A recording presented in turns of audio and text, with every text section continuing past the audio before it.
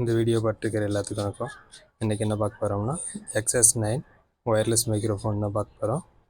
இதில் ஒரு receiver 2 transmitter இருக்கும். பாக்ஸோட சைடில் ப்ளக் அண்ட் பிளேன் இருக்கும். 30 மீட்டர் ரேஞ்ச் கவர் பண்ணிக்கலான்னு மென்ஷன் பண்ணியிருக்காங்க. 1 ஹவர் சார்ஜ் நீங்கள் பண்ணிங்கன்னா ஒரு 12 ஹவர்ஸ் இல்லாட்டி 14 ஹவர்ஸ் இது கண்டினியூவாக யூஸ் பண்ணிக்கலாம். பாக்ஸ் ஓப்பன் பண்ணி உள்ளே என்ன இருக்குதுன்னு பார்த்தோம்னா ஒரு ரிசீவர் 2 டிரான்ஸ்மிட்டர் இருக்குது. பாக்ஸுக்கு உள்ளுக்குள்ளே என்ன இருக்குன்னா USB to Type C cable, 2 transmitter ஒரே டைமில் சார்ஜ் போடுற மாதிரி ஒரு கேபிள் ஒன்று, Type C to Type C ரிசீவருக்கும் மொபைல் ஃபோனுலேயே கனெக்ட் பண்ணுற மாதிரி, அப்புறம் ஒரு ஐஃபோன் கனெக்டர் ஒன்று, அப்புறம் ஆக்சஸ் கேபிள் ஒன்று, அப்புறம் யூசர் கைட். இது வழக்கமாக இருக்கிறது தான் எல்லா ப்ராடக்ட்லேயும். இப்போ நம்ம மைக் பற்றி பார்க்கலாம். ஃபஸ்ட்டு ரிசீவரை பற்றி பார்த்துடலாம். மேக்ஸிமம் ஒரு 30 மீட்டர் ஆடியோ ரேஞ்ச் கவர் பண்ணும் அப்படின்ற மாதிரி கொடுத்துருக்குறாங்க. இது ஆண்ட்ராய்டுக்கும் iOSக்கும் ரெண்டுக்குமே கனெக்ட் பண்ணிக்கலாம்.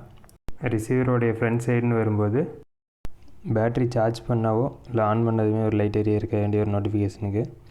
அப்புறம் சைடில் பார்த்தோம்னா volume up to down button. இந்த பக்கத்தில் ஹெட்ஃபோன் ஜாக் ஒன்று, ஒரு USB Type C charger port ஒன்று. நம்ம டிரான்ஸ்மிட்டர்னு எடுத்துக்கிட்டோம்னா சேம் அதே ஆப்ஷன் தான்.